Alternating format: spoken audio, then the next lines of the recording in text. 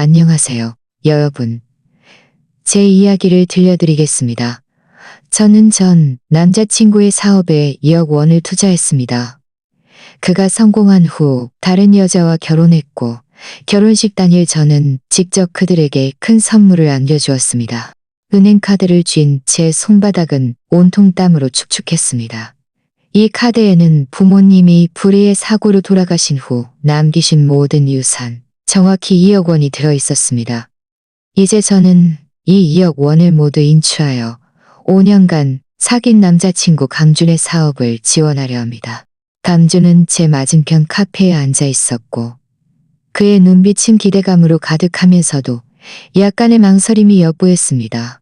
지은아, 이건 네 부모님이 남겨주신 거야. 내가 받을 수 없어. 사업은 위험 부담이 너무 커.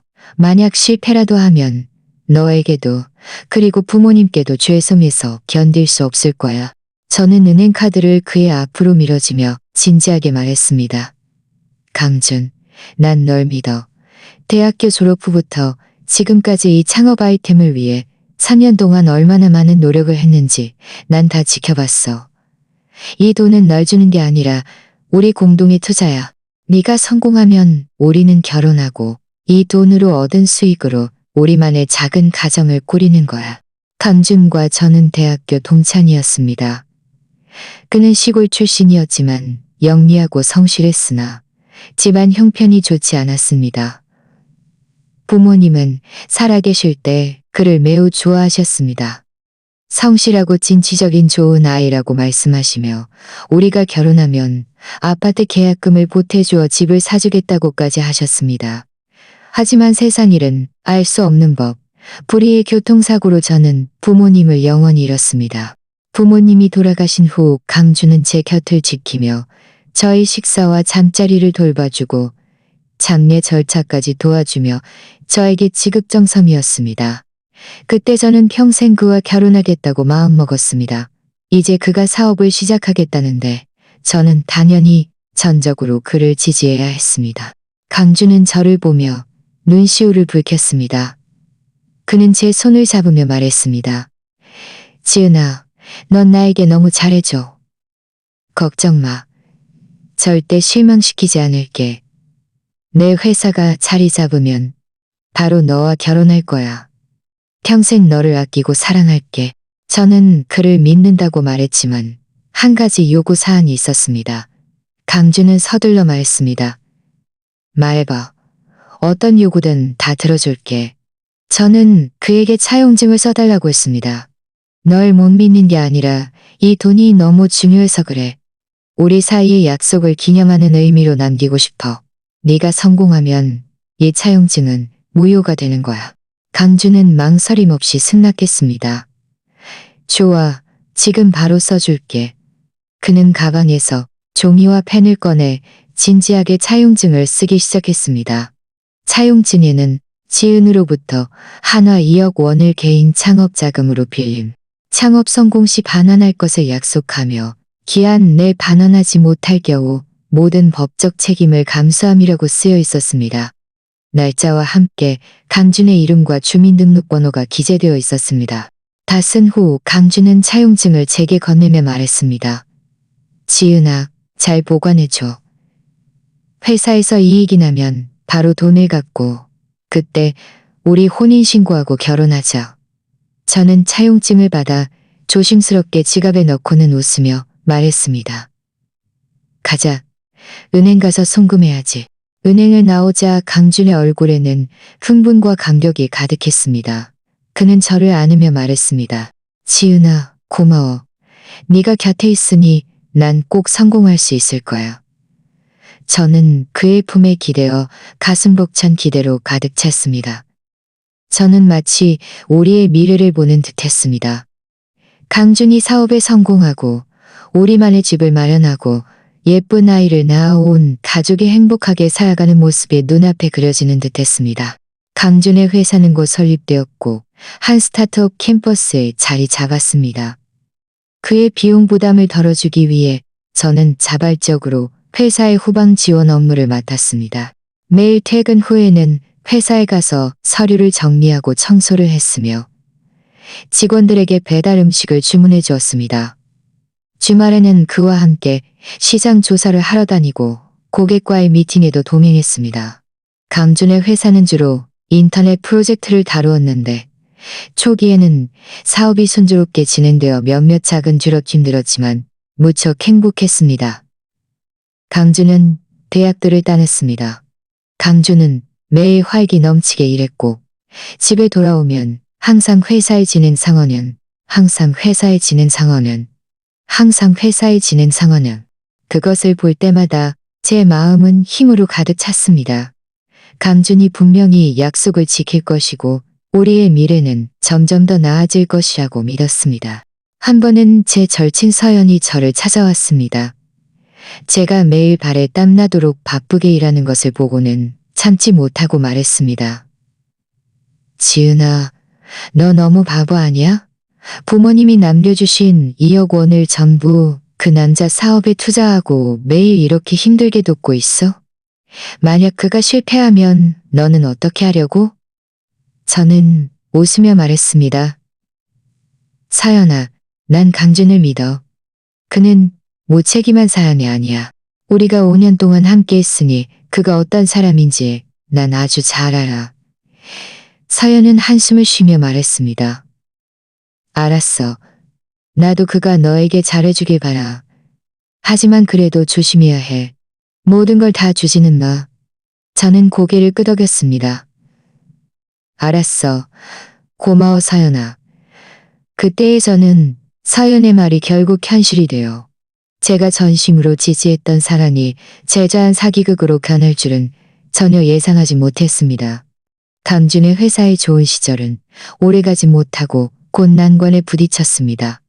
인터넷 업계의 경쟁은 너무 치열했고 그들이 개발하던 프로젝트는 후속 자금 조달에 어려움을 겪었습니다. 몇몇 핵심 고객사마저 갑자기 계약을 해지하면서 회사는 순식간에 자금난을 허덕이게 되었습니다. 그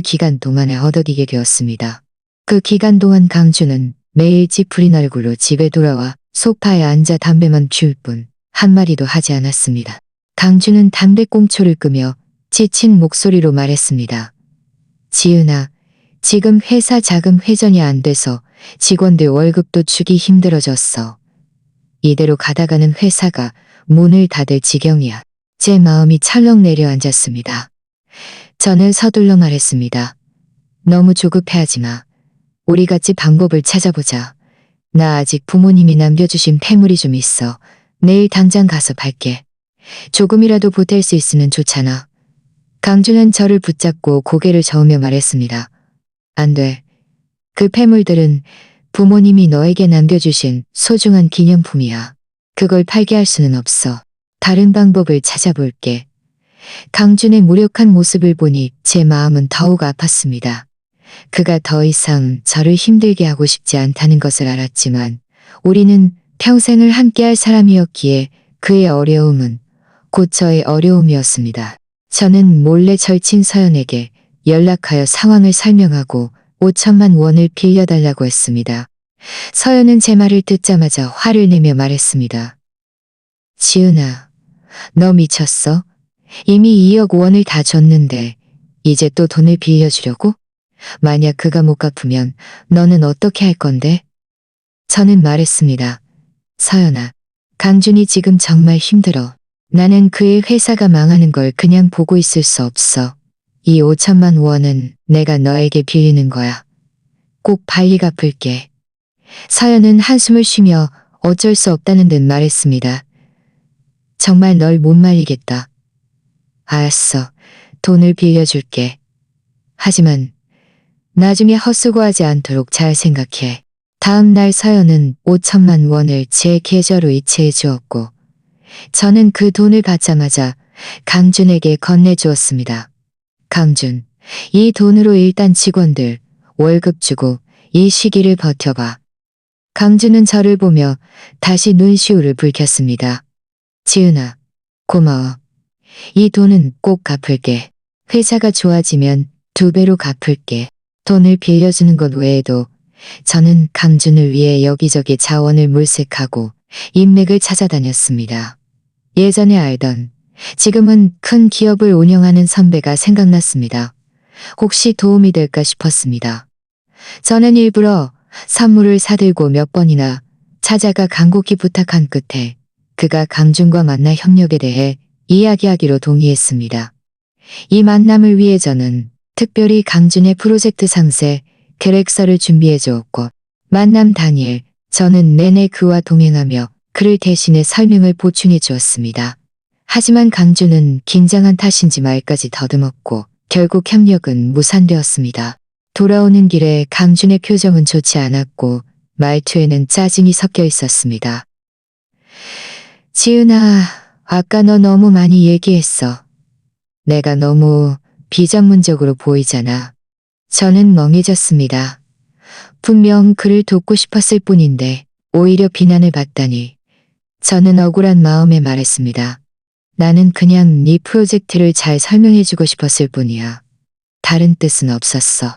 강준은 더 이상 저를 상대하지 않고 빠른 걸음으로 앞서갔습니다. 그가 저에게 화를 낸 것은 처음이었습니다. 저는 억울하고 슬펐지만 회사의 어려움을 생각하니 모든 감정을 억눌러야 했습니다. 스스로에게 말했습니다. 그는 단지 스트레스가 너무 많을 뿐이야. 내가 더 이해해줘야 해. 그 후부터 강준은 저를 대하는 태도가 서서히 변했습니다. 예전처럼 회사 일을 공유하지 않았고 먼저 말을 꺼낸 일도 거의 없었습니다. 매일 밤늦게야 집에 돌아왔고 몸에서는 종종 옅은 향수 냄새가 났습니다. 한 번은 밤에 일어나 그를 기다리는데 그가 돌아왔을 때 몸에서 나는 향수 냄새를 맡고 참지 못하고 물었습니다. 강준, 네 몸에서 왜 향수 냄새가 나? 강준은 잠시 멈칫하더니 이내 짜증 섞인 목소리로 말했습니다. 거래처 사람 만났을 때 묻은 거야. 뭘 그렇게 호든 거야. 왜 그렇게 호들갑이야? 말을 마친 그는 곧장 화장실로 들어가 문을 닫아버렸습니다. 저는 그 자리에 서서 마음이 좋지 않았습니다. 예전에는 아무리 좋지 않았습니다. 저는 그와 싸우고 싶지 않아 묵묵히 견뎌야 했습니다. 그가 어려움을 극복하도록 돕기 위해 저는 심지어 제 직장까지 그만두고 그의 회사에 전적으로 매달려 회사의 모든 후방 지원 및 행정 업무를 담당했습니다. 매일 가장 먼저 회사에 출근하고 가장 늦게 퇴근하고 가장 먼저 회사에 출근하고 가장 늦게 퇴근하며 회사를 깔끔하게 정리했습니다. 직원들은 모두 그 모습을 지켜보았고 사석에서는 저에게 지은 씨, 강 대표님은 복도 많으시네요. 저는 이렇게 많이 희생했는데 강준은 저를 대하는 태도가 점점 더 차가워지고 있었습니다. 한 번은 강준의 사무실 책상을 정리하다가 영수증 한 장을 발견했습니다. 거기에는 고급 레스토랑의 소비 기록이 있었는데 금액이 무려 5억만 원에 달했습니다. 사용 시간은 그가 거래처 사람과 업무를 논의했다고 말했던 저녁이었습니다. 제 마음속에 의심이 피어올랐습니다. 거래처 사람과 업무를 논의하는데 이렇게 고급 레스토랑에 가야 해? 게다가 그는 나에게 한 번도 말해준 적이 없어. 저는 영수증을 들고 강준을 찾아가 상황을 명확히 묻고 싶었지만 입 밖으로 꺼내려다 도로 삼켰습니다. 우리는 이 일로 다툴까봐 그리고 좋지 않은 대답을 들을까봐 두려웠습니다. 저는 그를 믿기로 하고 영수증을 묵묵히 제자리에 돌려놓았습니다. 그때의 저는 제 믿음이 그의 눈에는 아무 가치도 없다는 것을 알지 못했습니다. 고급 레스토랑 영수증을 발견한 후부터 제 마음속에는 돌덩이가 놓인 듯 무거웠습니다. 하지만 저는 여전히 강준이 저를 배신했을 리 없다고 믿고 싶었고 그저 제가 너무 예민하게 생각하는 것이라고 여겼습니다. 그는 매일 회사 일로 골머리를 앓고 스트레스가 많으니 가끔 거래처 사람과 고급 레스토랑에서 업무를 논의하는 것도 불가능한 일은 아니라고 생각했습니다. 그가 잘 먹고 기력을 보충할 수 있도록 저는 매일 다양한 메뉴로 점심과 저녁을 준비해 주었습니다. 강준은 미가 좋지 않아, 저는 미가 좋지 않아. 저는 특별히 위를 보호하는 많은 요리법을 찾아보았습니다. 매일 아침 5시에 일어나 그를 위해, 매일 아침 5시에 일어나 그를 위해, 위 보호 스프를, 그를 위해, 위에. 예전에는 제가 수프를 가져다 주면 강준은 하던 일을 멈추고 와서 저를 맞이했고 직원들 앞에서 고맙다고 말하며 제가 만든 수프가 맛있다고 칭찬해주곤 했습니다. 하지만 이제는 바쁘다며 수프를 프런트에 두라고 하거나 아니면 그저 알았어 한마디만 하고는 저를 똑바로 쳐다보지도 않았습니다. 그날 오후 저는 일찍 퇴근하여 일부러 재래시장에 들러 신선한 등갈비와 말을 사서 그를 위해 마 등갈비 위 보호수프를 끓였습니다. 저는 그가 따뜻할 때 마실 수 있도록 일찍 가져다 주려고 생각했습니다. 회사 건물 아래에 도착했을 때는 평소보다 1시간 일은 4시도 채 되지 않았을 때였습니다. 회사 정문 밖으로 걸어가자마자 강준이 주차 구역 문 앞에 서 있는 것이 보였습니다. 그의 옆에는 한 여자가 서 있었습니다. 그 여자는 명품 원피스를 입고 있었고 화장은 정교했으며 키가 크고 아주 예뻤습니다. 키가 크고 아주 예뻤습니다. 제 심장이 쿵 내려앉았습니다. 저는 강준의 얼굴에서 오랫동안 보지 못했던 웃음을 보았습니다. 그 웃음은 다정하고 사랑스러웠으며 예전에는 오직 저에게만 보여주었던 표정이었습니다. 그 여자는 고개를 숙이고 강준에게 뭐라고 말하는 듯 했습니다. 강준은 웃으며 고개를 젓더니 손을 뻗어 바람에 흐트러진 그녀의 머리카락을 부드럽게 정리해 주었습니다. 이어서 더 가슴 아픈 장면이 펼쳐졌습니다. 그 여자가 발뒤꿈치를 들고 강준을 피하지 않고 오히려 살짝 입을 맞추는 것이었습니다. 두 사람은 주차 구역에서 다정하게 서 있었고 그 모습은 너무나 눈부셔서 제가 눈을 뜰 수 없을 정도였습니다.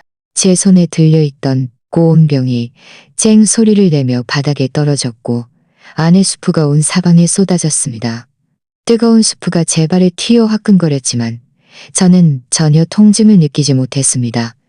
제 머릿속은 텅 비었고 강준이 그 여자를 안고 있는 장면만이 계속해서 반복되었습니다. 강준은 소리를 듣고 소리가 나는 쪽을 바라보았습니다. 그가 저를 보았을 때 얼굴의 미소는 순식간에 굳어졌고 눈빛에는 순식간에 굳어졌고 그는 서둘러 품에 안고 있던 여자를 밀쳐내고 빠른 걸음으로 저에게 다가왔습니다. 그 여자도 따라왔고 얼굴에는 의아한 표정을 띠며 저를 훑어보았습니다. 강준은 제 앞에 와서 약간 당황한 목소리로 말했습니다. 지은아, 네가 왜 여기 있어? 퇴근하고 가져다 주기로 했잖아. 저는 그를 보며 떨리는 목소리로 말했습니다. 내가 안 왔으면 어떻게 이런 멋진 장면을 볼 수 있었겠어? 저 여자는 누구야? 왜 저 여자를 안고 있었어? 강준은 시선을 피하며 저와 눈을 마주치지 못했습니다. 지은아, 오해하지 마. 그분은 우리 회사의 협력사 백하윤 이사님이야. 우리는 그냥 업무 이야기를 하다가 실수로 좀 가까이 있었을 뿐이야. 백하윤은 한 발 앞으로 다가와 손을 내밀며 품위 있는 미소로 말했습니다. 안녕하세요. 저는 백하윤입니다. 강준 씨의 협력 파트너예요. 아마 오해하신 것 같아요. 강준 씨와 저는 그저 평범한 업무 교류를 했을 뿐이에요. 저는 그녀와 악수하지 않고 차갑게 그녀를 바라보았습니다. 평범한 업무 교류에 포옹도 하고 뺨에 입맞춤도 필요해요? 백 이사님, 평범한 업무 교류에 대해 뭔가 오해하고 계신 거 아니에요? 백하윤의 얼굴에서 미소가 굳어졌고 그녀는 약간 민망한 듯 손을 거두었습니다. 강준은 그 모습을 보고는 서둘러 변명했습니다. 지은아, 제발 억지 부리지 마. 백 이사님이 우리 회사에 많은 도움을 주셨어. 그분이 아니었으면 우리 회사는 진작에 망했을 거야. 네가 이러면 나만 우스워지잖아. 내가 억지를 부린다고? 저는 몸을 일으켜 목소리를 높였습니다. 강준, 나는 부모님이 남겨주신 2억 원을 전부 너의 사업에 줬어. 널 돕기 위해 절친에게 돈을 빌리고 직장도 그만두고 모든 자존심을 버리고 다른 사람들에게 부탁했어. 내가 이렇게까지 했는데 네 눈에는 이게 억지 부리는 걸로 보여? 이미 주위 직원들이 이쪽 소란을 눈치채고 구경하러 모여들기 시작했습니다. 강준의 얼굴은 점점 더 어두워졌고 그는 제 팔을 잡아 끌며 낮은 목소리로 말했습니다. 지은아, 무슨 할 얘기 있으면 집에 가서 해. 여기서 창피하게 이러지 말고. 창피하다고? 저는 그의 손을 힘껏 뿌리쳤습니다. 나는 하나도 창피하지 않아. 창피해야 할 사람은 너야. 강준, 솔직히 말해봐. 너와 저 여자 무슨 관계야? 매일 밤늦게 들어오고 네 몸에서 나던 향수 냄새도 다 저 여자 때문이었어. 강준은 제 질문에 할 말을 잃었고 얼굴은 붉어졌다가 창백해지기를 반복했습니다. 백하유는 옆에 서서 약간 비웃는 듯한 미소를 지으며 우리가 다투는 것을 지켜보고 있었습니다. 강준이 침묵하는 모습을 보니 제 마음속 마지막 희망마저 사라졌습니다. 저는 바닥에 떨어진 보온병을 주워 먼지를 닦아내고 강준을 보며 말했습니다. 강준, 네가 나에게 해명을 해줄 때까지 기다릴게. 만약 네가 합리적인 설명을 해주지 못한다면 우리 관계는 여기서 끝이야. 말을 마친 저는 돌아서서 걸어갔습니다. 뒤에서 강준의 목소리가 들렸습니다. 지은아 잠깐만. 저는 뒤돌아보지 않고 발걸음을 재촉했습니다. 뜨거운 눈물이 뺨을 타고 흘러내려 옷에 작은 얼룩을 만들었습니다. 제가 온 마음을 다해 사랑했던 남자는 결국 저를 배신했습니다.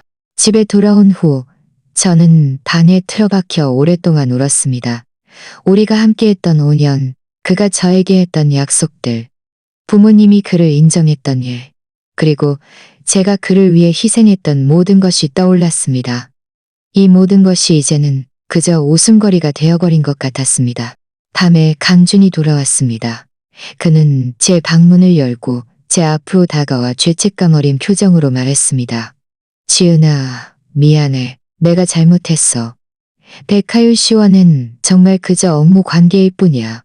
오늘 그분이 우리 회사에 큰 도움을 줘서 내가 순간 감격해서 그런 행동을 한 거야. 한 번만 더 기회를 줘. 다시는 그러지 않을게. 저는 그를 차가운 눈빛으로 바라보았습니다. 강준, 내가 널 아직도 믿을 거라고 생각해? 업무관계, 업무관계에 포옹도 하고 뺨에 입맞춤도 필요해. 날 바보로 아는 거야? 그가 또 해명하려 하자 저는 단호하게 말을 끊었습니다. 더 이상 해명할 필요 없어. 듣고 싶지 않아. 나가줘. 나 혼자 있고 싶어. 강준은 한숨을 쉬며 더 이상 말없이 돌아서서 방을 나갔고 조용히 문을 닫았습니다. 저는 우리 사이의 신뢰가 이미 완전히 깨졌다는 것을 알았습니다. 그가 지금 아무리 잘 해명한다고 해도 저는 더 이상 그를 믿지 않을 것이었습니다. 강준이 나간 후 저는 침대에 누워 밤새 한숨도 자지 못했습니다. 머릿속에는 그와 백하윤의 다정한 모습, 그리고 그의 창백하고 무력한 변명만이 계속해서 반복되었습니다. 우리 사이는 이미 되돌릴 수 없다는 것을 알았지만 그래도 저는 그가 솔직하게 모든 것을 털어놓기를 바랐습니다. 다음 날 아침 일찍 제가 일어났을 때 강준은 이미 거실에 있었습니다. 그는 편안한 옷차림이었고 눈 밑에는 핏줄이 서 있어 밤새 잠들지 못한 듯 보였습니다. 제가 나오자 그는 서둘러 일어서나 말했습니다. 지은아, 내가 아침밥 차려놨어. 어서 와서 먹어. 저는 그를 무시하고 곧장 소파로 가서 앉았습니다. 휴대폰을 꺼내 고급 레스토랑 영수증 사진을 찾아 그의 앞으로 내밀었습니다. 이 영수증은 어떻게 설명할 거야? 그날 밤 거래처 사람과 업무를 논의했다고 했지? 설마 백하일 씨랑 같이 있었던 거야? 강준은 사진을 보고 얼굴색이 변했습니다. 몇 초간 침묵하다가 입을 열었습니다. 맞아. 그날 밤은 하윤 씨와 함께 식사했어. 하지만 그것도 다 협력을 논의하기 위해서였어. 그분은 백세 그룹의 따님이잖아. 그분과 잘 지내야 우리 회사가 투자를 유치하고 발전할 수 있어. 협력을 논의하기 위해 1인당 5억만 원짜리 고급 레스토랑에 가야 한다고? 저는 비웃으며 말했습니다. 강준, 이제 그만 자신을 속여. 너의 그 여자를 대하는 태도는 협력사를 대하는 태도가 아니었어. 네가 그 여자에게 아무런 다른 마음이 없다고 말할 수 있어? 강준의 눈빛이 흔들렸지만 제 질문에 직접 대답하지 않고 화제를 돌렸습니다. 지은아, 네가 지금 마음이 불편하다는 건 알아. 하지만 나도 우리 미래를 위해서 그랬어. 회사가 백세 그룹에 투자를 받아 성공적으로 상장되면 우리는 좋은 삶을 살 수 있을 거야. 우리의 미래? 저는 그를 보며 마음속으로 비웃었습니다. 강준, 우리가 아직 미래가 있다고 생각해? 네가 백하윤과 껴안고 입맞춤하는 것을 선택했을 때 우리의 미래는 이미 사라졌어. 강준의 얼굴이 굳어졌습니다. 지은아, 너무 제멋대로 굴지 마. 지금 회사는 중요한 시기이고 백하윤 씨의 도움이 없으면 안 돼. 네가 좀 더 분별력 있게 행동하고 더 이상 억지 부리지 않길 바라. 내가 억지를 부린다고? 저는 몸을 일으키며 목소리를 몇 톤 높였습니다. 강준, 나는 부모님이 남겨주신 2억 원을 전부 너의 사업에 줬어. 널 돕기 위해 절친에게 돈을 빌리고 직장도 그만두고 모든 자존심을 버리고 다른 사람들에게 부탁했어. 내가 이렇게까지 했는데 네 눈에는 그저 제멋대로 굴고 억지 부리는 걸로 보여? 그 2억 원 내가 언제 안 갚는다고 했어? 강준은 눈살을 찌푸리며 말했습니다. 그런데는 눈살을 찌푸리며 말했습니다. 나는 항상 그걸 투자라고 생각했어. 회사가 이익을 내면 원금과 이자를 붙여서 갚아줄게. 지은아, 이제 우리의 추구하는 바가 달라졌어. 투자라고? 저는 제 귀를 믿을 수 없었습니다. 강준, 처음에 나한테 뭐라고 말했어? 그 2억 원은 우리 공동의 자산이고 우리만의 작은 가정을 꾸리기 위한 거라고 했잖아. 성공하면 나랑 결혼하겠다고 차용증까지 써줬잖아. 그런데 이제 와서 그걸 투자라고 말해. 자는 서재로 성큼성큼 걸어가 서랍에서 그 차용증을 흘끗 보더니 눈빛에는 서랍에서 그 차용증을 꺼내. 강준은 아무런 반성을 꺼내 강준의 앞에 내던졌습니다. 네가 직접 봐봐. 여기에 뭐라고 쓰여 있는지. 그때는 내가 어리석어서 이런 걸 썼지. 지은아, 현실을 좀 봐.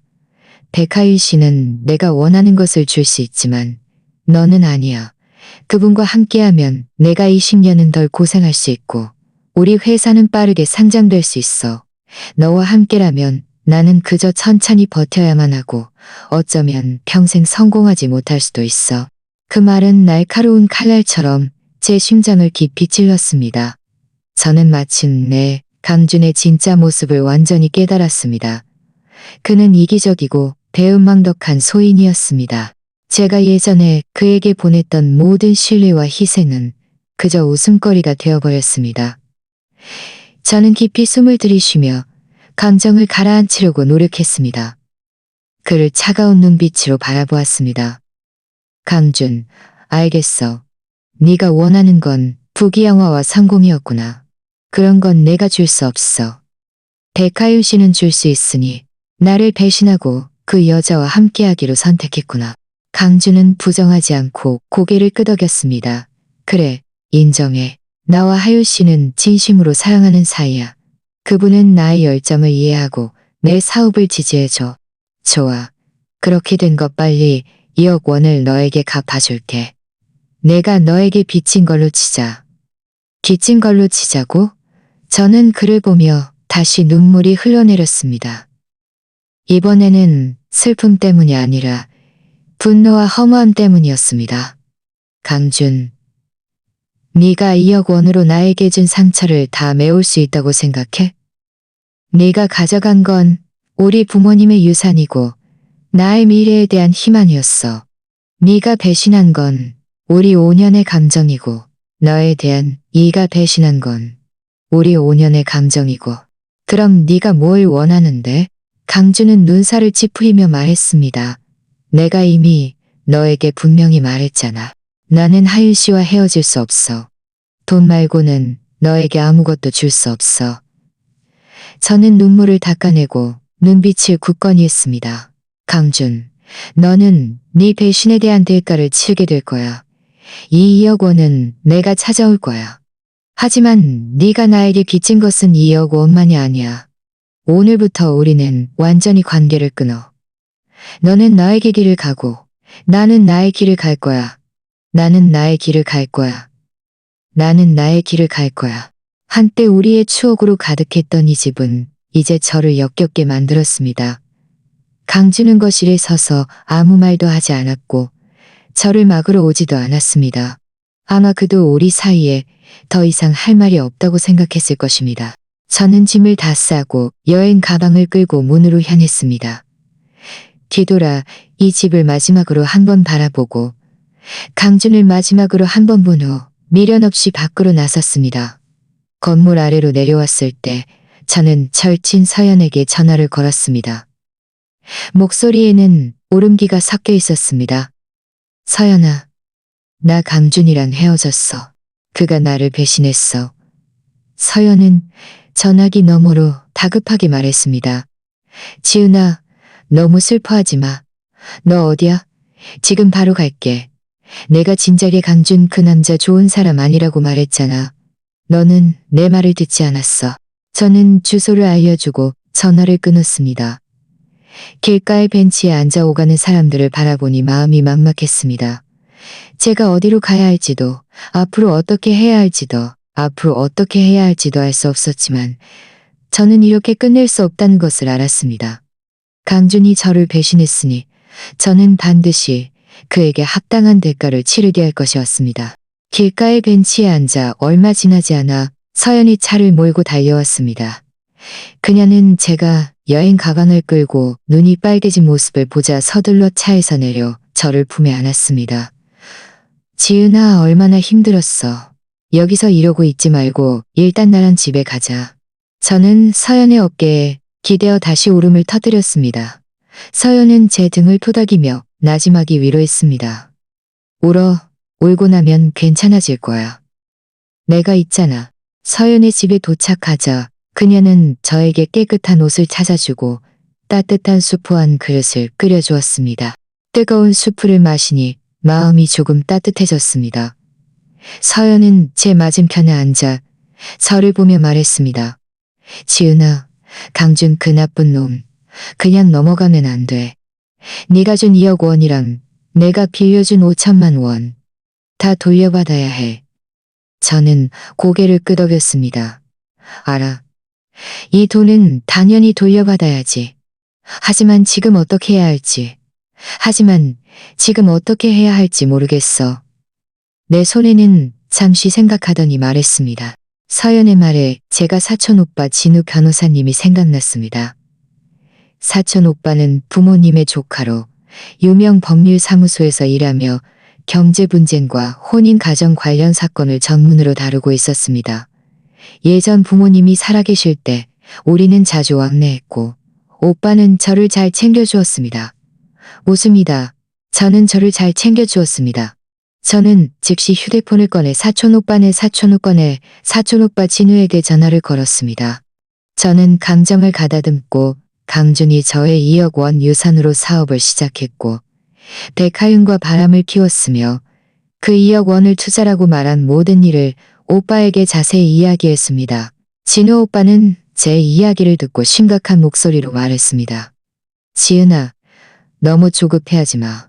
강준의 이런 행위는 이내 계약 위반과 부당이득에 해당해. 네 손에 있는 차용증이 핵심 증거니까. 기회 선진이의 계약 위반과 부당이득에 해당해. 네 손에 있는 차용증이 핵심 증거니까 잘 보관해야 해. 이런 증거들이 충분할수록 나중에 소송을 걸었을 때 승소할 가능성이 높아져. 저는 서둘러 물었습니다. 오빠, 구체적으로 어떤 증거들을 모아야 해? 제가 잘 몰라서. 진우 오빠가 말했습니다. 우선 은행에 가서 강준에게 2억 원을 송금한 거래. 내역을 출력해야 해. 그리고 서연이에게 돈을 빌려 다시 강준에게 송금한 거의 내역도.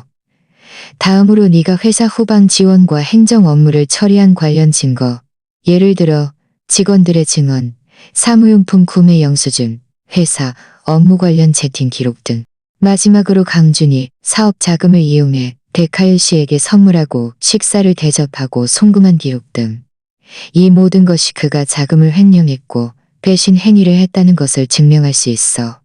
저는 오빠의 말을 귀에 깊게 받아 적었습니다. 네, 알겠어요. 오빠. 지금 바로 가서 증거들을 모을게요. 진우 오빠가 말했습니다. 진우 오빠가 말했습니다. 차근차근 증거를 모을 때 당시의 주위에서 괜히 경계심을 불러일으킬 때 그래야 무슨 일이 있을 때 소통하기 편할 거야.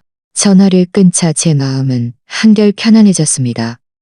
오빠 같은 전문 변호사가 도와주니 든든했습니다. 서연이 말했습니다. 정말 잘 됐다. 진우 변호사님이 도와주시면 분명 돈을 돌려받을 수 있을 거야. 지은아, 걱정 마. 증거 모을 때 내가 같이 가줄게. 다음날 아침 일찍 저는 서연과 함께 은행에 가서 강준에게 2억 원을 내었고 서연에게 5천만 원을 빌려 다시 강준에게 2억 원을 빌려 다시 강준에게 5천만 원을 빌려 다시 이 모든 것이 법적 효력이 있는 증거였습니다.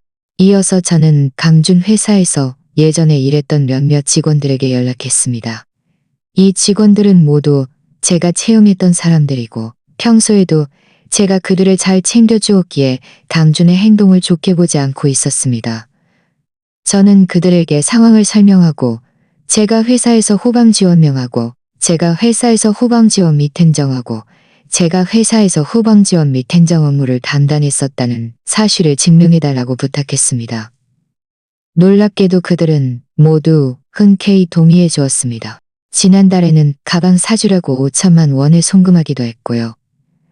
저한테 그때 영수증 사진이 있는데 보내드릴게요. 저는 기뻐서 서둘러 말했습니다. 정말 고마워요.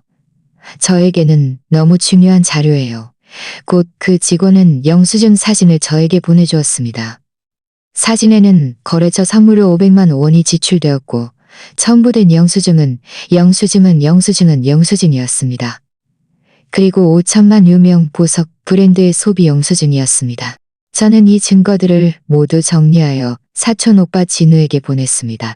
오빠는 그것들을 확인한 후 저에게 전화했습니다. 지은아, 증거들이 아주 유용해. 이제 강준이 네 자금을 횡령했고 계약을 위반했다는 것을 증명할 수 있어. 다음으로 그와 백하일 씨가 함께 있는 사진, 영상, 채팅 기록 등 추가적인 증거들을 모아서 그의 배신 행위를 더욱 확실히 증명해야 해. 예, 알겠어요. 오빠, 계속 증거를 모을게요. 이렇게 하면 소송 시 그에게 정신적 피해에 대한 손해배상도 요구하는 아니라 며칠 동안 사연과 저는 강준과 백하윤이 함께 있는 많은 증거들을 추가로 수집했습니다. 강준의 회사 건물 아래 백하윤이 자주 가는 쇼핑몰과 레스토랑에서 그들의 다정한 사진과 영상을 찍었습니다. 이 증거들은 강준에게 강력한 모기가 될 것이었습니다. 저는 수집한 모든 증거들을 차용증, 은행 거래 내역, 직원 증언, 영수증, 송금 기록, 다정한 사진과 영수증, 송금 기록, 진우 오빠는 증거들을 보며 말했습니다. 지은아, 이제 증거가 충분해. 언제든지 강준을 고소할 수 있어. 하지만 나는 네가 너무 서둘러 고소하지 않기를 권해. 그의 회사가 좀 더 발전하거나 그가 백하윤 씨와 결혼할 때쯤 고소하는 게 어때? 그렇게 하면 그들에게 더 큰 타격을 주고 더 끔찍한 대가를 치르게 할 수 있을 거야. 제 마음이 움직였습니다. 네, 알겠어요. 오빠 말대로 할게요. 알겠습니다. 강준에게 가장 중요한 거였습니다. 가장 적절한 때를 기다릴게요. 진우 오빠의 조언을 따라 저는 인내심을 가지고 기다리기 시작했습니다. 이 기간 동안 저는 오빠 집 근처 아파트로 이사했고 새로운 직장을 구해 제 삶을 다시 제자리로 돌리기 위해 노력했습니다. 낮에는 일에 집중했고 밤에는 수집한 증거들을 정리했습니다. 가끔 서연과 만나 이야기를 나누기도 했습니다. 더는 강준의 소식을 일부러 외면하려 했지만 그에 대한 소문은 저도 모르게 제 귀에 들어왔습니다. 들리는 소문에 의하면 그의 회사는 백세그룹의 투자로 점점 더 번창하여 몇 개의 큰 프로젝트를 따냈고 곧 상장을 준비 중이라고 했습니다. 강준은 업계에서 제법 유명한 젊은 사업가가 되어 어디를 가든 사람들의 추앙을 받는다고 했습니다. 이런 소식을 들을 때마다 제 마음은 평온했습니다. 이 모든 것이 일시적이라는 것을 알았고 적절한 때를 찾아 그를 하늘에서 땅으로 떨어뜨릴 것이라고. 오빠도 가끔 강준 회사의 상황을 저에게 알려주며 그의 회사가 상장 전에 중요한 단계에 있으며 이때 부정적인 뉴스가 터지면 그 결과는 상상할 수 없을 것이라고 말해 주었습니다. 그날 주말 서연과 저는 함께 쇼핑을 가기로 했습니다. 시내의 한 대형 쇼핑몰 앞에 도착했을 때 입구에 거대한 웨딩 화보 포스터가 걸려있는 것을 보았습니다. 포스터 속 두 사람은 강준과 백하윤. 저는 한눈에 그들을 알아보았습니다. 포스터 속 강준은 멋진 슈트를 입고 웃는 얼굴에 의기양양한 눈빛을 하고 있었고 백하윤은 순백의 웨딩드레스를 입고 그의 옆에 서서 행복한 미소를 짓고 있었습니다. 포스터에는 강준 대표님과 백하윤 이사님의 결혼식, 네 일영. 각계각층 친구분들의 행복을 축하해주세요. 라는 큰 글씨가 쓰여 있었습니다. 그 포스터를 보자 저는 발걸음을 멈추었습니다. 심장이 보이지 않는 손에 꽉 쥐어진 듯 아파서 숨을 쉴 수가 없었습니다. 저는 이미 모든 것을 내려놓았다고 생각했지만 그가 다른 여자와 결혼한다는 소식을 실제로 보게 되니 여전히 가슴이 찢어지는 듯한 아픔이 느껴졌습니다. 이 아픔은 그를 아직 사랑해서가 아니라 억울해서였습니다.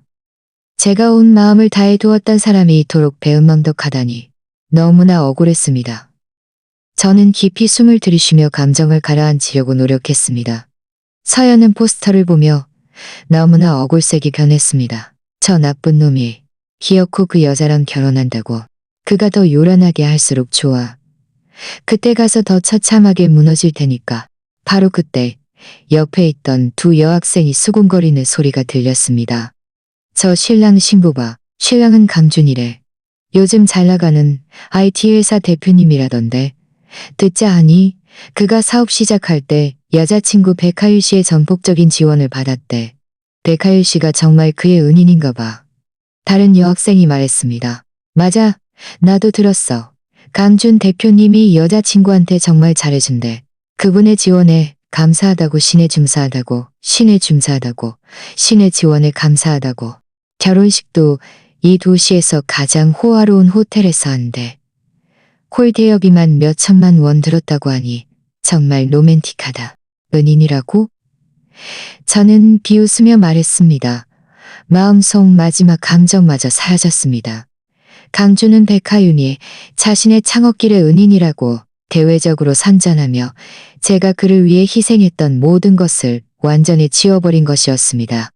그는 부모님이 남겨주신 2억 원의 유산으로 사업을 시작했는데 이제는 모든 공로를 백하윤에게 돌리고는 뻔뻔하게 그녀와 결혼하여 본래 제 것이어야 할 모든 것을 누리고 있었습니다. 서연은 제 팔을 잡아 끌며 말했습니다. 지은아, 저런 사람들 말에 신경 쓰지 마. 그들은 진실을 전혀 모르잖아. 우리 지금 당장 오빠 찾아가서 이 얘기하고 그들 결혼식에서 강준의 진짜 모습을 밝힐 준비를 하자.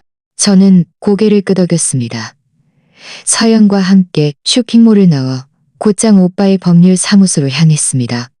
오빠는 사무실에서 서류를 처리하다가 우리가 오는 것을 보고는 서둘러 하던 일을 멈췄습니다. 지은아, 서연아, 너희가 웬일이야? 무슨 일이라도 생긴 거야? 저는 강준과 백하윤의 웨딩 화보, 포스터를 본 일과 방금 들었던 수군거림을 오빠에게 모두 이야기했습니다. 오빠는 제 이야기를 듣고 눈살을 찌푸리며 말했습니다. 강준 그 사람은 정말 속이 깊어. 사실을 왜곡해서 네가 그에게 준 도움을 전부 지워버리다니. 하지만 우리에게는 오히려 좋은 기회가 될 거야. 그의 결혼식이 바로 최적의 타이밍이야. 우리는 결혼식에서 모든 진실을 공개해서 그럴 거야. 저는 말했습니다. 오빠, 저도 그렇게 생각했어요. 그가 가장 행복하고 의기양양할 때 그에게 큰 선물을 안겨서 그날을 영원히 기억하게 할 거예요. 오빠가 말했습니다. 좋아. 그럼 지금부터 준비를 시작하자. 우선 결혼식의 정확한 시간과 장소를 확인해야 해. 다음으로 모든 증거들을 정리해서 PPT나 영상 형태로 만들어 결혼식에서 상영하는 거야. 서연이 말했습니다. 그렇게 하면 효과가 더 좋을 거야. 마지막으로 언론 기자들에게 연락해서 그들도 현론 기자들에게 연락해서 그들에게 연락해서 그들도 현론 기자들에게 연락해서 저 신문사 친구들 몇 명 아는데 제가 연락해서 제때 현장에 오도록 할게요. 오빠는 고개를 끄덕였습니다. 좋아, 서연아. 그 일은 내게 맡길게. 지은아, 너는 증거들을 영상 형태로 정리해서 핵심 내용을 표시해서 사람들이 강준의 배신과 배은망덕함을 분명히 볼 수 있어 사람들이 강준의 배신과 배은망덕함을 분명히 볼 수 있도록 해줘. 내가 영상 내용을 검토해서 문제가 없는지 확인할게. 네, 알겠어요. 문제 없어요. 서연은 기자들에게 연락하러 갔고 저는 집으로 돌아와 증거들을 정리하고 영상을 만들기 시작했습니다. 저는 차용증, 은행 거래 내역, 직원 증언, 영수증, 송금 기록, 다정한 사진과 영상 등 모든 증거들을 꺼내 시간 순으로 배열하고 설명 글을 덧붙여 10여 분짜리 영상을 만들었습니다. 영상의 시작은 저와 강준의 대학 시절 함께 찍은 사진과 부모님과 그가 함께 찍은 따뜻한 사진으로 우리의 과거 관계를 증명했습니다. 이어서 제가 강준에게 2억 원을 송금한 은행 거래 내역 거래, 4억 원을 송금한 은행 거래 내역 거래. 다음은 제가 그의 회사를 위해 기여한 관련 증거들로 제가 그의 사업에 공헌했음을 증명했습니다. 마지막은 강준이 사업 자금을 횡령해 백하윤의 환심을 산 증거들과 그들의 다정한 사진과 영상으로 그의 배신 행위를 증명했습니다. 영상을 만든 후 저는 오빠에게 보냈습니다. 오빠는 영상을 본 후 저에게 전화했습니다. 지은아, 영상 정말 잘 만들었어. 핵심 내용이 잘 드러나고 증거도 충분해. 이 영상으로 강준에게 큰 선물을 해주자. 결혼식 당일에 내가 어떻게든 영상을 틀게 할게. 전화를 끊고 저는 컴퓨터 화면 속 영상을 바라보며 마음속으로 더없이 평온함을 느꼈습니다. 강준, 네 결혼식에 난 반드시 제 시간에 참석할 거야. 이 큰 선물을 내 손으로 네게 안겨주고 네 배신과 배은망덕함에 가장 끔찍한 대가를 치르게 할 거야. 영상 제작을 마친 후 저는 몇 번이나 꼼꼼히 확인하여 모든 증거가 선명하게 보이고 모든 설명, 글이 정확한지 확인했습니다. 오빠 쪽에서도 연락이 왔는데 강준과 백하윤의 결혼식 구체적인 시간과 장소가 확인되었다고 했습니다.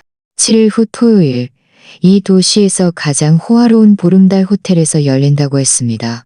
서연도 아는 기자 몇 명과 연락을 마쳤는데 모두 제 시간에 참석하여 이 사건을 상세히 보도하겠다고 했습니다. 모든 준비가 끝났고 이제 결혼식당의 강준과 백하윤에게 그 큰 선물을 안겨줄 일만 남았습니다. 그날 밤 제가 집에서 증거를 정리하고 있을 때 휴대폰이 갑자기 울렸습니다. 발신자 표시에는 모르는 번호가 떠 있었습니다. 저는 잠시 망설이다가 전화를 받았습니다. 전화기 너머로 낯선 남자의 목소리가 들렸습니다. 목소리에는 약간의 조급함이 섞여 있었습니다. 실례합니다. 지은 씨 맞으신가요? 저는 네 맞아요. 누구세요? 라고 물었습니다. 남자가 말했습니다. 지은 씨, 저는 김민준이라고 합니다. 지은 씨, 저는 김민준이라고 합니다. 사무용품 공급업체 사장입니다. 지은 씨가 강준의 증거를 수집해서 그의 진짜 모습을 폭로할 준비를 하고 있다는 소식을 들었습니다. 저도 강준 때문에 아주 큰 손해를 봤습니다. 몇 번이나 돈을 달라고 찾아갔지만 그는 온갖 핑계를 대며 회피했습니다. 저도 지은 씨와 손잡고 그의 결혼식에서 그를 폭로하고 싶습니다. 저는 잠시 멍해졌습니다. 뜻밖에도 공급업체 측에서 먼저 저에게 연락해 올 줄 몰랐습니다. 저는 물었습니다. 제 일을 어떻게 하셨고 제 연락처는 어떻게 하셨어요? 김민준이 말했습니다. 강준의 예전 직원에게서 들었습니다. 그 직원이 지은 씨가 강준의 전 여자친구이고 강준의 창업을 도왔지만 지금은 강준에게 배신당해서 간격할 준비를 하고 있다고 했습니다. 그리고 저에게 지은 씨의 연락처를 알려주었습니다. 지은 씨, 저는 정말 막다른 골목에 몰렸습니다. 그 3천만 원은 제 회사의 운영 자금입니다. 강준이 갚지 않아서 제 회사도 거의 운영이 어려워질 지경입니다. 저는 잠시 생각하다가 말했습니다. 김 대표님, 제가 대표님과 손잡을 수 있습니다. 하지만 대표님은 강준 회사가 대표님께 물품 대금을 미지급한 관련 증거, 예를 들어 공급계약서, 납품서, 독촉 기록 등을 제공해 주셔야 합니다. 그래야 저희의 폭로가 더 설득력을 가질 수 있습니다. 김민주는 서둘러 말했습니다. 문제 없습니다. 이 증거들은 제가 다 가지고 있습니다. 지금 바로 보내드릴 수 있습니다. 지은 씨, 저와 손잡아 주셔서 정말 감사합니다. 강준이 대가를 치르게 할 수 있다면 저는 뭐든지 할 용의가 있습니다. 전화를 끊고 얼마 지나지 않아 김민주는 관련 증거들을 저에게 보내주었습니다. 제가 여러분이 상세한 공급계약서, 납품서, 세금 계산서, 그리고 여러 차례의 독촉 채팅 기록과 통화 녹음 파일까지 들었과 증거는 매우 충분했고 강준의 회사가 그에게 3천만 원의 물품 대금을 실제로 미지급했다는 것을 증명하기에 충분했습니다. 저는 이 증거들을 오빠에게 전달하여 검토를 부탁했습니다. 오빠는 확인한 후 저에게 전화했습니다. 지은아, 증거들이 아주 유용해. 강준의 인성에 문제가 있다는 것을 더 확실히 증명할 수 있고 그의 이미지를 더욱 추락시킬 수 있을 거야. 김민준 씨가 결혼식에서 직접 나와 강준이 물품 대금을 미지급한 사실을 이야기하게 하면 효과가 더 좋을 거야. 네, 알겠어요. 내일 바로 김민준 씨를 만나서 결혼식 당일의 구체적인 사항을 논의할게요. 다음 날 저는 김민준과 한 카페에서 만났습니다. 김민준은 강준이 물품 대금을 미지급한 경위를 상세히 이야기해 주었고 말할수록 화가 나는 듯 했습니다. 강준 그 사람은 정말 악랄해요. 그의 회사가 막 시작할 때 제가 최저가로 물품을 공급해줬고 외상 거래도 허락해줬는데 이제 회사가 잘 되니 뻔뻔하게 발뺌하며 제 물품 대금을 갚지 않아요. 듣자 하니 그의 결혼식 콜 대여비만 몇 천만 며. 듣자 하니 그의 결혼식 콜 대여비만 몇이 않아요. 저는 말했습니다. 김 대표님 걱정 마세요. 결혼식 당일 저희가 반드시 그가 대표님께 빚진 돈을 갚게 할 겁니다. 저희 계획은 그와 백하윤 씨가 반지를 교환할 때 제가 먼저 나서서 미리 준비한 증거 영상을 들고 그 후에 대표님께서 나와서 그가 물품 대금을 미지급한 사실을 이야기하는 겁니다. 그렇게 하면 증거가 확실해서 그가 발뺌할 수도 없을 겁니다. 김민준은 고개를 끄덕였습니다. 제가 김민준과 논의를 마치고 막 떠나려 할 때 제 휴대폰이 다시 울렸습니다. 이번에는 강준의 예전 직원 중 한 명, 바로 이전에 영수증 사진을 보내줬던 그 직원이었습니다. 그가 말했습니다. 지은 씨, 강준 결혼식에서 그를 폭로할 계획이라고 들었습니다. 그도 지은 씨에서 그를 폭로할 계획이라고 들었습니다. 저도 지은 씨와 함께 가고 싶습니다. 강 대표는 지은 씨를 배신했을 뿐만 아니라 저희 몇몇 예전 직원들의 보너스도 가로챘습니다. 저는 말했습니다. 좋아요. 여러분이 오신다니 정말 좋아요. 혹시 강준이 보너스를 미지급한 관련 증거가 있나요? 네, 있습니다. 저희는 근로계약서, 급여 명세서, 그리고 재무팀의 보너스를 요구했던 채팅 기록도 있습니다. 저희 5명 모두 그에게 당했습니다. 저희 모두 결혼식에서 그에게 해명을 요구하고 싶습니다. 저희 모두 결혼식에서 그에게 해명을 요구하고 싶습니다. 저는 말했습니다.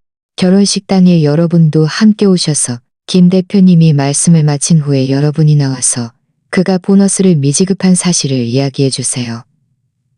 이렇게 하면 강준의 배은망덕함과 이기심을 여러 방면에서 증명할 수 있을 겁니다. 전화를 끊자 제 마음은 더욱 든든해졌습니다. 원래는 저 혼자만의 반격이었지만 이제는 여러 사람의 고발이 되었습니다. 강준은 저를 배신했을 뿐만 아니라 공급업체에 물품 대금을 미지급했고 직원들의 보너스까지 가로챘으니 그의 행동은 이미 많은 사람들의 분노를 샀을 것입니다. 저는 이 소식을 오빠와 서연에게 알렸습니다. 서연은 기뻐하며 말했습니다. 정말 잘 됐다. 여럿이 함께하면 힘이 더 커지지. 그때 우리 다 같이 나서서 강준과 백하윤을 사람들 앞에서 망신시키자. 오빠도 말했습니다. 이렇게 되면 우리 승산이 더 높아져. 여러 증인들의 증언과 충분한 증거가 있으니 강준이 아무리 변명하려 해도 소용없을 거야. 하지만 현장 질서를 통제하는 데 주의해서 우리의 계획에 차질이 생기지 않도록 신체적인 충기제. 며칠 동안 저는 김민중과 5명의 예전 직원들을 다시 만나 결혼식 당일의 진행 순서와 역할을 상세히 논의했습니다.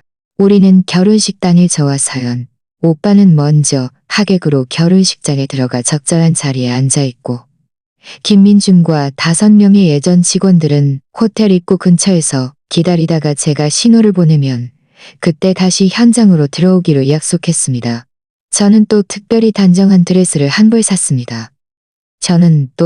단정한 드레스를 한 벌 샀습니다.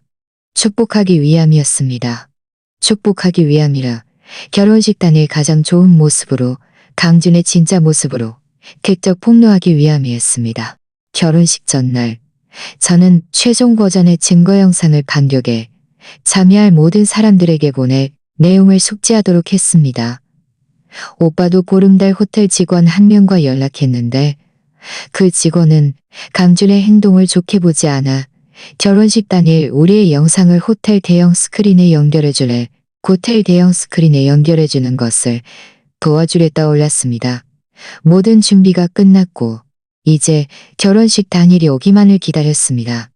내일이 강준의 인생에서 가장 잊지 못할 하루가 될 것이고 그가 하늘에서 땅으로 추락하는 날이 될 것이라는 것을 알았습니다. 결혼식 당일 날씨는 유난히 맑았습니다. 저는 일찍 일어나 정성껏 단장했습니다. 미리 사두었던 샴페인색 드레스를 입고 우아하면서도 기품 있는 화장을 했습니다. 거울 속 제 모습을 보니 눈빛은 굳건했고 예전의 나약함과 방황은 더 이상 없었습니다. 오빠와 서연은 제 집 아래층으로 제 시간에 저를 데리러 왔습니다. 서연은 저를 보더니 눈을 반짝이며 말했습니다. 지훈아, 이따 결혼식장에서 백하율 씨를 압도할 수 있을 거야. 오빠는 웃으며 말했습니다. 예쁜 것만 신경 쓰지 말고 우리 계획 잊지 마. 호텔 직원과 이미 다 얘기해놨어. 네가 신호를 보내면 그가 영상을 대형 스크린에 연결할 거야. 기자들도 이미 다 와서 현장에서 기다리고 있어. 저는 고개를 끄덕였습니다. 네, 알겠어요. 출발해요. 우리는 차를 몰고 보름달 호텔에 도착했습니다. 호텔 입구는 등불과 꽃으로 화려하게 장식되어 있었고 선홍색 카펫이 깔려 있었습니다. 오가는 하객들은 모두 화려한 옷을 입고 축복의 미소를 띠고 있었습니다. 강준과 백하윤은 호텔 입구에 서서 하객들을 맞이하고 있었습니다. 강준은 흰색 슈트를 입고 있었고 백하윤은 순백의 웨딩드레스를 입고 있어 선남선녀처럼 보였습니다. 저와 오빠, 서연은 평범한 하객인 척하며 강준의 처녀 천천히 그들 앞으로 걸어갔습니다.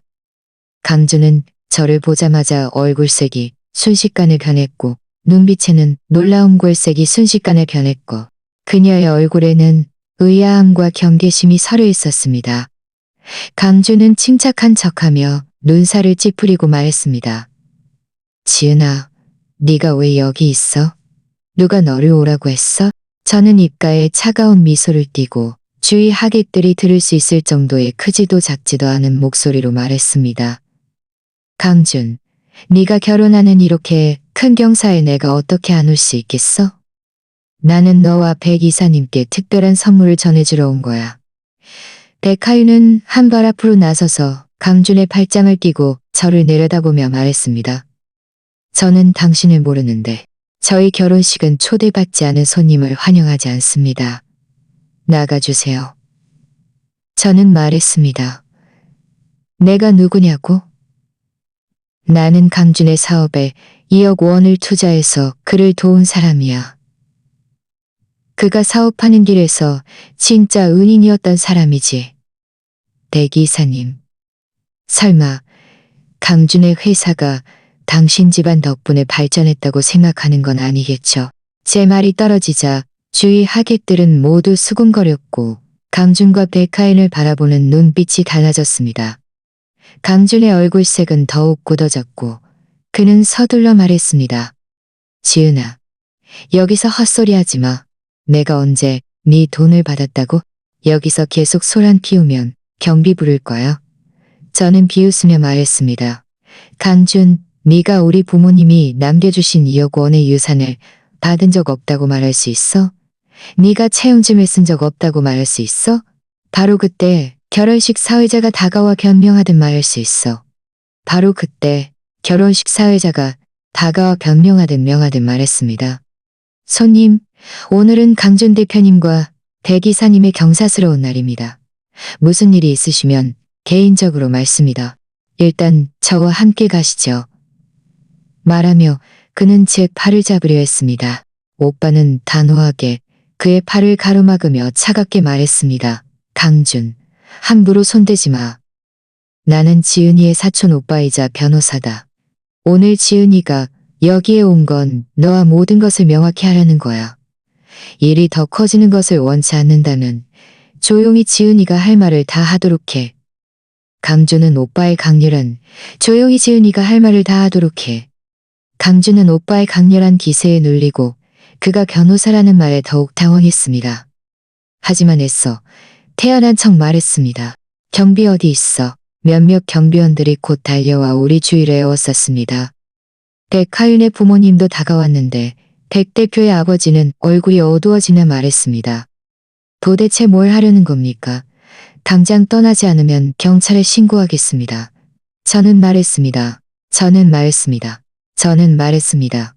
저는 아무것도 하려는 게 아니에요. 당장 뭐 하겠습니다. 저는 아무것도 하려는 게 아니에요. 단지 모든 사람들에게 진실을 알리고 싶을 뿐입니다. 주위 하객들의 수군거림은 더욱 심해졌고 어떤 사람들은 휴대폰을 꺼내 사진을 찍고 동영상을 녹화하기 시작했습니다. 기자들도 이 틈을 타 몰려와 카메라를 우리에게 겨냥했습니다. 강준과 백하윤의 얼굴은 최악으로 변했습니다. 그들은 제가 감히 결혼식장이라 말했습니다. 그들은 제가 감히 결혼식장에서 소란을 피울 줄은 상상도 못했을 것입니다. 결혼식 사회자는 서둘러 말했습니다. 여러분, 죄송합니다. 나중에 내가 너에게 자세히 설명하고 돈도 돌려줄게. 설명하고 돈을 갚는다고? 저는 웃으며 말했습니다. 강준, 이제 와서 설명하고 돈을 갚으려 하다니 너무 늦었어. 오늘 나는 반드시 모든 사람들에게 너의 진짜 모습을 알릴 거야. 말을 마친 저는 오빠에게 눈짓을 보냈고 오빠는 즉시 제 뜻을 알아차리고 호텔 직원에게 신호를 보냈습니다. 오빠는 빠른 걸음으로 결혼식장으로 강준과 백하윤은 어쩔 수 없이 따라 들어왔습니다. 그들은 결혼식이 이렇게 망가지는 것을 원치 않았을 것입니다. 결혼식장 안은 이미 하객들로 가득 차 있었고 우리가 들어서자 모든 사람들의 시선이 우리에게 집중되었습니다. 결혼식 사회자는 서둘러 무대 위로 올라와 말했습니다. 이제 뜨거운 박수와 함께 신랑 신부를 맞이하겠습니다. 음악이 울려 퍼지고 강준과 백하윤은 억지로 무대 위로 걸어 올라갔습니다. 그들은 무대 위에 서서 억지로 미소를 지었지만 눈빛 속의 불안감은 숨길 수 없었습니다. 김민준과 5명의 예전 직원들도 이미 홀 입구에 도착하여 언제든지 들어올 준비를 하고 있었습니다. 결혼식은 어수선하게 진행되었고 반지 교환 순서가 곧 다가왔습니다. 사회자는 마이크를 들고 말했습니다. 이제 신랑 신부께 영원한 사랑을 상징하는 반지를 교환해 주시길 부탁드립니다. 강준은 반지를 들고 백하윤의 손에 끼워주려던 참이었습니다. 바로 그때 제가 일어서서 큰 소리로 말했습니다. 잠깐. 반지 교환 전에 제가 두 분께 큰 선물을 하나 드려야겠습니다. 제 목소리가 홀 안에 울려 퍼졌고 모든 사람들의 시선이 다시 저에게 집중되었습니다. 강준과 백하윤의 몸이 굳어졌고 얼굴은 순식간에 새하얗게 변했습니다. 저는 호텔 직원 쪽으로 고개를 끄덕였습니다. 대형 스크린에 원래 상영되던 결혼식 홍보 영상은 순식간에 제가 준비한 증거 영상으로 바뀌었습니다. 대형 스크린에는 먼저 저와 강준의 대학 시절 사진, 그리고 부모님과 그가 함께 찍은 따뜻한 사진이 나타났습니다. 이어서 2억 원의 은행 송금 내역이 선명하게 떠올랐습니다. 송금 시간, 금액, 수취 계좌 정보가 모두 강준의 정보였습니다. 그 뒤를 이어 강준이 직접 쓴 차용증이 나타났습니다. 그의 서명과 주민등록번호가 선명하게 화면에 보였습니다. 이것은 우리 부모님이 남겨주신 2억 원의 유산입니다. 5년 전 6월 저는 강준의 사업을 지원하기 위해 이 돈을 전액 송금했습니다. 저는 미리 준비해둔 마이크를 들었고 제 목소리는 결혼식장 전체에 또렷하게 울려 퍼졌습니다.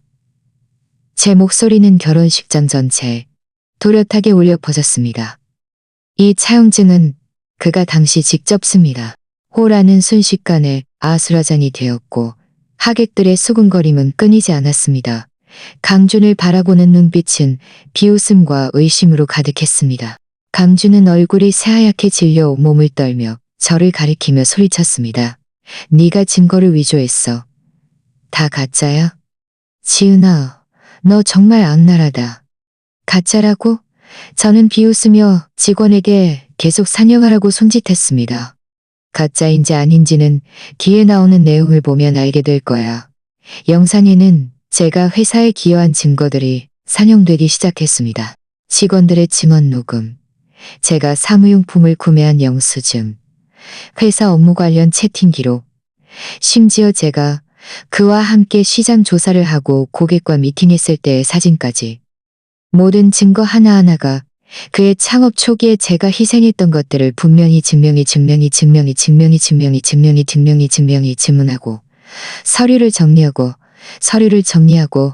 서류를 정리하고 청소를 하는 등 두고 모든 것을 바쳐 그의 회사의 후방 지원과 행정 업무를 처리했습니다. 저는 계속해서 말했습니다. 그에게 자원을 연결해주기 위해 저는 자존심을 버리고 부모님의 오래된 지인에게 부탁했습니다. 그가 자금을 회전할 수 있도록 돕기 위해 저는 절친에게 5천만 원을 빌려주기까지 했습니다.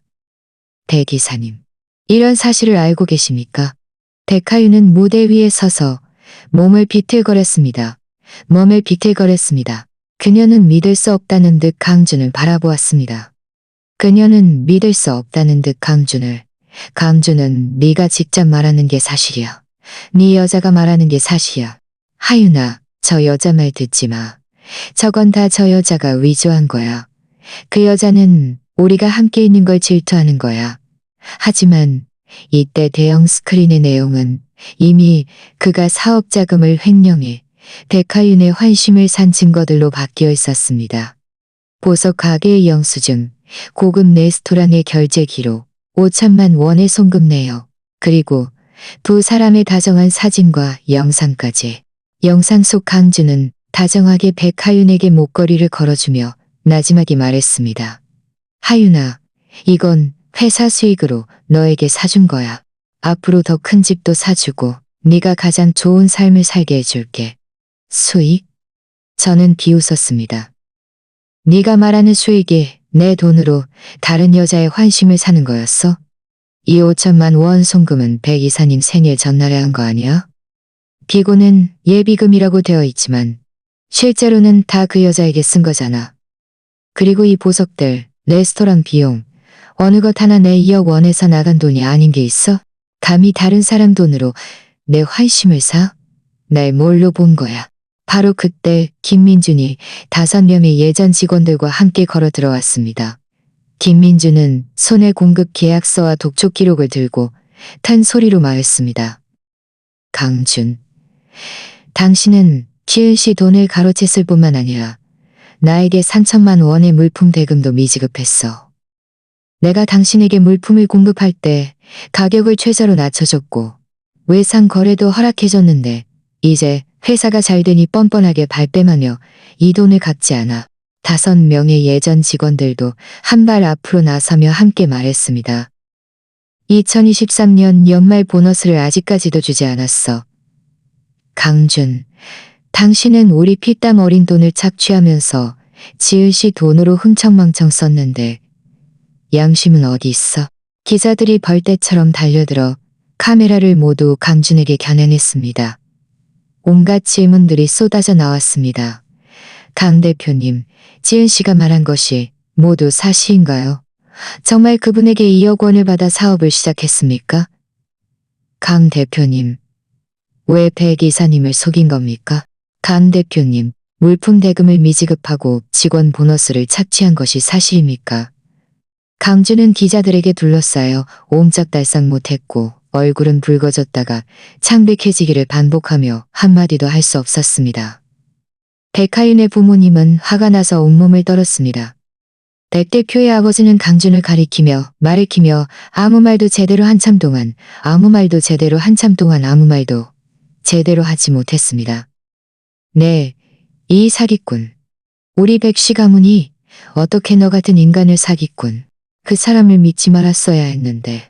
강준의 부모님도 밀고 들어왔는데 눈앞의 광경을 보고 두 분의 얼굴은 새하얗게 질렸습니다. 강준의 어머니는 강준의 팔을 잡고 울면서 말했습니다. 강준아, 네가 어떻게 이런 일을 할 수 있니? 지은이에게 그리고 우리에게 면목이 있니? 아니야. 나는 그리고 우리에게 면목이 있니? 아니야. 나는 그 여자를 강요하자 바닥에 웅크리고 앉아는 무너져 바닥에 웅크리고 앉아기고 소리쳤습니다. 그 여자가 자발적으로 한 거야. 그 여자가 자발적으로 한 거야. 저는 그의 앞으로 걸어가 그를 내려다보며 말했습니다. 나는 자발적으로 당신을 도왔지만 내 돈을 가지고 나를 배신하고 다른 사람들을 속이라고 한 것은 아니야. 강준, 당신의 그 약속은 어디 갔어? 나랑 결혼하겠다고, 나에게 잘해주겠다고 했던 말들 다 거짓말이었어. 강준은 고개를 들었고 그의 눈빛에는 절망과 광기가 가득했습니다. 지은아, 다 네가 날 몰아붙인 거야. 네가 굳이 결혼식에서 소란만 피우지 않았으면 나는 순조롭게 결혼하고 백씨 가문의 지원을 받아서 내 회사를 상장시킬 수 있었어. 네가 내 모든 것을 망쳤어. 네가 네 자신을 망친 거야. 저는 차갑게 말했습니다. 너는 배은망덕하고 이기적이야. 설령 내가 없었더라도 너는 오래가지 못했을 거야. 네가 나에게 빚진 2억 원은 내가 법적 절차를 통해 돌려받을 거야. 네가 미지급한 물품 대금과 착취한 보너스도 다 돌려줘야 해. 네가 자금을 횡대금과 착취한 보너스도 다 돌려줘야 해. 네가 자금을 횡령하고 사기치김을 물을 거야. 네가 자금을 내밀었습니다. 강준. 이건 변호사 서한이야. 백하윤의 아버지는 이때 냉정을 되찾고 기자들에게 말했습니다. 여러분, 저는 오늘부로 백씨 가문이 강준 회사의 모든 투자와 협력을 중단할 것을 선언합니다. 강준의 사기 행위에 대해서도 법적 책임을 끝까지 물을 권리를 보유할 것입니다. 이 말은 강준에게 완전히 사형 선고를 내린 것이었습니다. 그는 바닥에 주저앉아 멍한 눈빛으로 변했고 더 이상 예전의 의기양양함과 오만함은 찾아볼 수 없었습니다. 결혼식장은 아수라장이 되었습니다. 꽃들은 쓰러지고 붉은 카펫은 짓밟혔습니다. 원래의 축제 분위기는 온데간데 없고 강준의 절망과 사람들의 비난만이 남았습니다. 저는 눈앞에 이 모든 것을 바라보며 조금의 동정도 느끼지 못했습니다. 오직 복수를 이룬 후에 시원함만이 가득했습니다. 저는 돌아서서 서연과 오빠에게 고개를 끄덕였습니다. 우리는 더 이상 머무르지 않고 결혼식장을 나섰습니다. 귀에서 들려오는 수군거림, 고함 소리, 기자들의 질문 소리는 점점 멀어졌습니다. 햇살이 제 몸에 쏟아져 내렸고 따뜻하고 밝았습니다. 저는 오늘부터 과거의 그림자에서 완전히 벗어나 제 인생이 다시 시작될 것이라는 것을 알았습니다. 그리고 강준, 그는 결국 자신의 배신과 이기심에 가장 끔찍한 대가를 치르게 될 것입니다. 보름달 호텔을 나서자 햇살은 눈부셨지만 제 마음은 환하게 밝아졌습니다. 서연이 제 팔짱을 끼며 말했습니다. 지은아, 드디어 끝났어. 그 나쁜 놈은 결국 응당한 벌을 받았네. 오빠도 고개를 끄덕였습니다. 고마워요. 이제 남은 건 법적 절차뿐이야. 걱정 마. 내가 있으니 그 2억 받을 수 있습니다. 그 2억 원은 반드시 돌려받을 수 있습니다. 이 시간 동안 여러분 덕분에 힘이 됐어요. 사실 제 마음속으로는 이것이 단순한 끝이 아니라 새로운 시작이라는 것을 분명히 알고 있었습니다. 결혼식 소동은 그날로 도시 전체에 퍼져나갔습니다. 주요 언론들은 강준의 배은망덕, 자금 횡령, 감정 기만 스캔들을 보도했고 제목들은 하나같이 날카로웠습니다. 강준의 회사는 하룻밤 사이에 명성이 추락했고 거래처들은 줄줄이 계약을 해지했으며 투자자들도 자금을 철수했습니다. 원래 준비 중이던 상장 계획은 완전히 물거품이 되었습니다. 사흘 후 강준의 회사는 파산을 발표했습니다. 오빠에게서 들으니 그의 회사 계좌는 이미 동결되었고 명예재산도 압류되었다고 했습니다. 심지어 신혼집으로 준비했던 그 고급 아파트마저 제 자금을 횡령하여 구매한 것이 밝혀져 법원으로부터 압류재산으로 분류되었습니다. 강준은 포기하지 못하고 저에게 애원하려 했고 심지어 제 회사 건물 아래까지 찾아와 저를 기다렸습니다. 수염이 덥수룩하고 눈빛이 흐려진 그의 모습을 보니 저는 그저 역겨웠습니다. 그가 입을 열기도 전에 오빠가 변호사들과 함께 달려와 그를 문 밖에서 막아섰습니다. 오빠는 차갑게 말했습니다. 강준, 할 말이 있으면 법정에서 말해. 지금 너는 사기와 자금 횡령 혐의가 있고 지혜 씨를 괴롭히면 우리는 경찰에 신고할 거야. 강준은 겁에 질려 몇 발자국 물러섰고 저를 원망스러운 눈빛으로 바라보았지만 감히 다가오지 못했습니다. 저는 그와 더 이상 말싸움할 가치도 없다고 생각하여 돌아서서 회사로 들어갔습니다. 그 후 그는 다시는 나타나지 않았습니다. 법원의 심리 과정은 순조로웠습니다. 우리가 가진 확실한 증거들 덕분이었습니다. 최종 판결 결과 강준은 한 달 이내에 저에게 2억 원의 채무를 반환하고 별도로 정신적 피해 보상금 500만 원을 지급하라는 명령을 받았습니다. 김민준의 3천만 원 물품 대금과 5명의 예전 직원들의 연말 보너스도 강준이 기한 내에 지급하라는 간결이 내려졌습니다. 하지만 강준은 이미 빈털터리가 되어 그 많은 돈을 마련할 수 없었습니다. 법원은 결국 그의 마련할 수 없었습니다. 아파트는 3억 2천만 원에, 차량은 1,800만 원에 낙찰되어 총 3억 3,800만 원이 모였습니다. 그가 저에게 빚진 2억, 500만 원 원금 2억, 정신적 피해 500만을 제외한 나머지 돈은 김민준과 5명의 예전 직원들에게 분배되어 모든 채무를 딱 맞게 갚을 수 있었습니다. 돈을 받은 날, 저는 서연에게 5천만 원을 돌려주었습니다. 서연은 받지 않으려 하며 말했습니다. 지은아, 이 돈은 네가 가져. 그 나쁜 놈이 너에게 주는 보상이라고 생각해. 저는 억지로 돈을 건네주었습니다. 서연아, 이건 내가 너에게 빌린 돈이니 꼭 갚아야 해. 내가 가장 힘들 때 도와줘서 정말 고마워. 모든 일을 처리한 후 저는 제 돈으로 시내 중심에 작은 아파트를 한 채 샀습니다. 크지는 않았지만 아늑했습니다. 저는 부모님 사진을 거실에서 가장 잘 보이는 곳에 두었습니다. 매일 퇴근 후 집에 돌아와 그들의 미소를 보면 마음이 편안해졌습니다. 직장에서도 저는 점점 더 순조로웠습니다.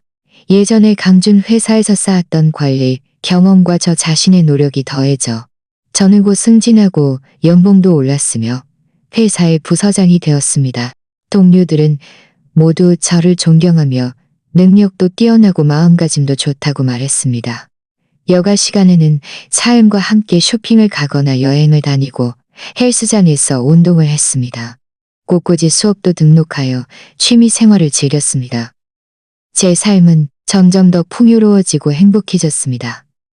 과거의 그림자는 이미 제 마음속에서 완전히 사라졌습니다.